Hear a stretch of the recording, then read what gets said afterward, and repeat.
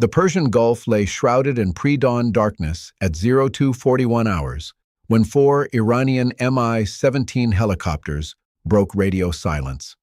Their transmissions crackled across emergency frequencies with urgent mayday calls declaring catastrophic engine failures and requesting immediate permission for emergency landing. The voices carried the unmistakable stress of pilots facing imminent disaster. Their coordinates placed them dangerously close to the USS Abraham Lincoln's position. For the carrier's air traffic controllers, the situation presented an immediate humanitarian crisis.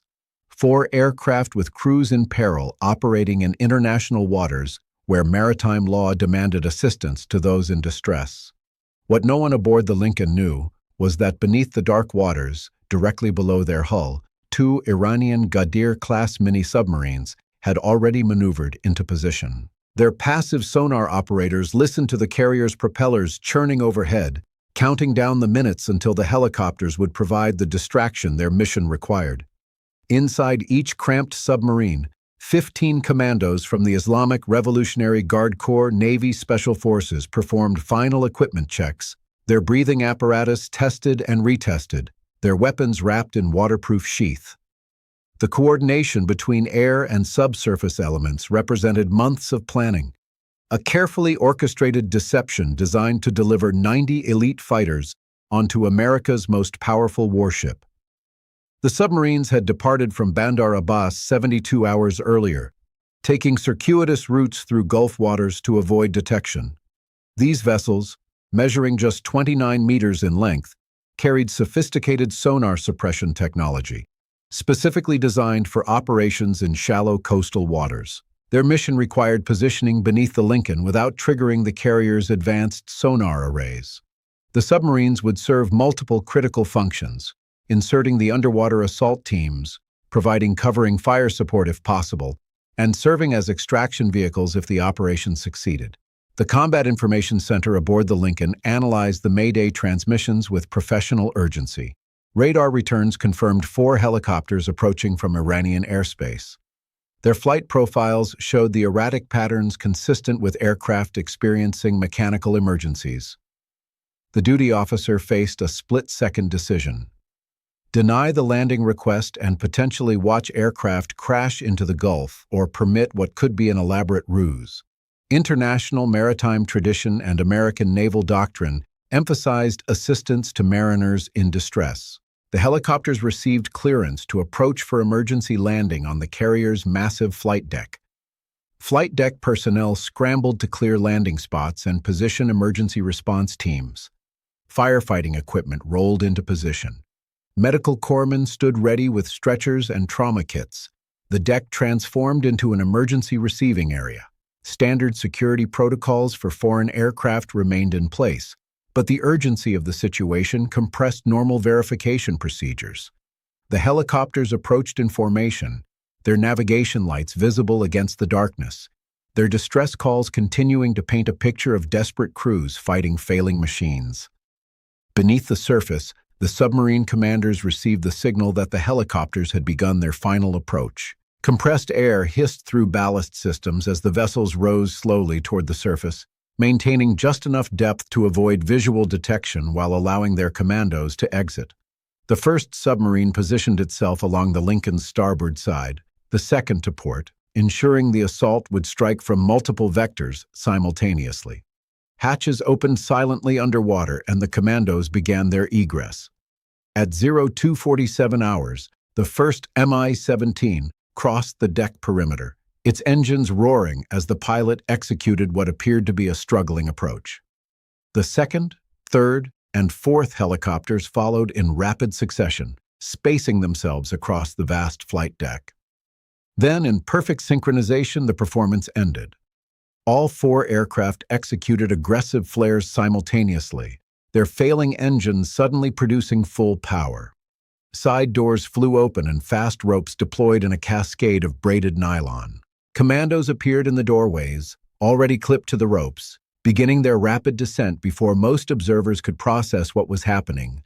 The same moment the helicopters revealed their true intent, 30 commandos from the submarines kicked upward through the dark water, their rebreathers functioning silently. They reached the Lincoln's hull and began ascending the carrier's side using magnetic climbing equipment. The specialized gear allowed them to scale the vertical surface despite wearing full combat loads. The submarines remained at depth, their crews monitoring through passive sonar, prepared to surface for extraction if the tactical situation allowed. On the flight deck, the Iranian aerial assault teams hit the deck running. 60 commandos materialized across the carrier's top side within seconds. They moved with immediate purpose toward predetermined objectives. Some teams sprinted toward the parked FA-18 Super Hornets, carrying demolition charges designed to destroy aircraft worth over $70 million each. Others rushed the island superstructure attempting to reach command spaces. A third element moved to secure access points to the hangar deck below. The Marine Security Force Quick Reaction Force responded within 90 seconds, but those 90 seconds allowed the Iranian Commandos to establish positions and begin their attack sequence. The first exchange of gunfire erupted near a cluster of parked aircraft. The sharp crack of rifle rounds echoed across the flight deck. The Marines advanced in tactical formation, using parked aircraft and deck equipment for cover, their training emphasizing fire discipline to avoid hitting critical systems or friendly forces in the confused environment. The underwater teams reached flight deck level at precisely 0249, emerging onto maintenance sponsons and external catwalks. Their appearance from an entirely unexpected vector created immediate tactical confusion. American personnel suddenly faced threats from multiple directions simultaneously, exactly as Iranian planners had intended. The subsurface teams quickly shed their waterproof equipment, bringing their weapons into action. Their positions along the hull gave them angles into the flight deck that the defenders had not anticipated. Intense combat erupted across the Lincoln's top side. Iranian commandos used the parked Super Hornets as fortified positions, firing from behind landing gear and beneath fuselages. They deployed smoke grenades that billowed across the deck, obscuring sightlines and creating confusion. Several teams reached aircraft and began placing explosive charges, working with urgent speed while their comrades provided covering fire. The distinctive sound of breaching charges detonating mixed with sustained gunfire as the battle intensified. Below the waterline, the submarine commanders faced an agonizing tactical dilemma. Their passive sonar detected the sounds of intense combat transmitted through the water and the carrier's hull structure. The original plan called for the submarines to surface alongside the carrier if the assault teams achieved their primary objectives, using deck-mounted weapons to suppress American response and recover personnel. But the acoustic signature suggested the operation was not proceeding as planned. Surfacing now would expose the submarines to devastating fire, almost certainly resulting in their loss with no benefit to the surface teams. American forces poured onto the flight deck from multiple access points. Navy masters-at-arms joined the Marines, establishing defensive lines and working to isolate the attackers. The ship's crew demonstrated remarkable fire discipline despite the extreme circumstances.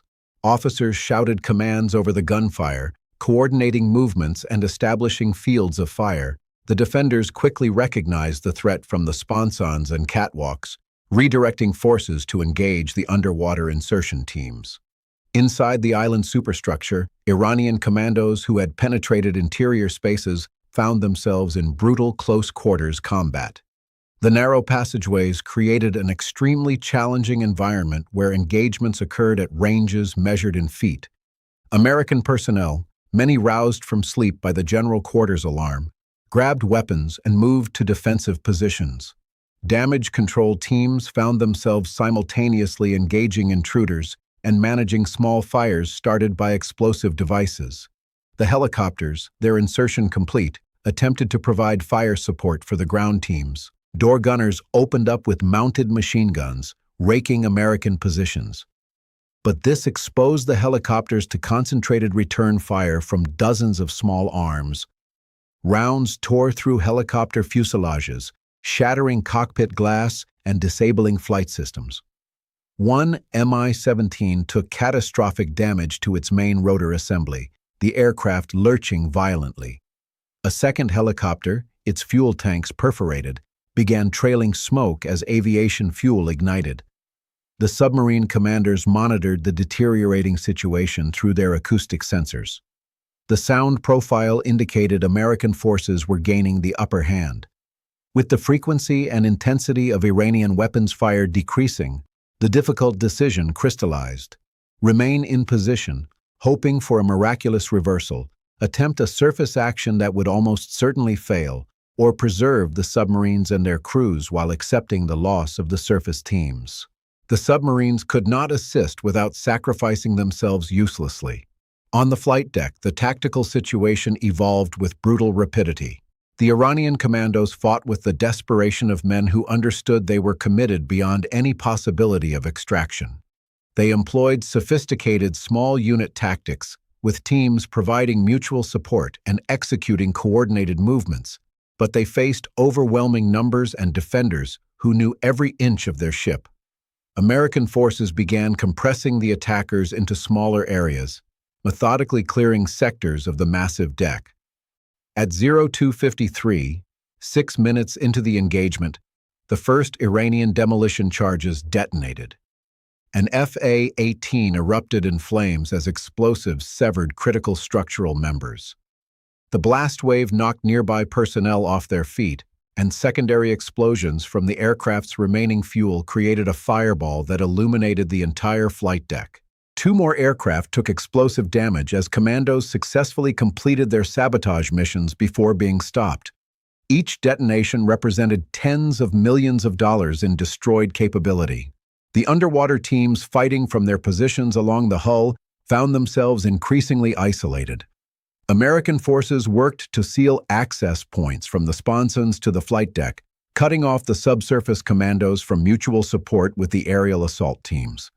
The Iranian fighters realized their submarines could not surface to extract them without being destroyed.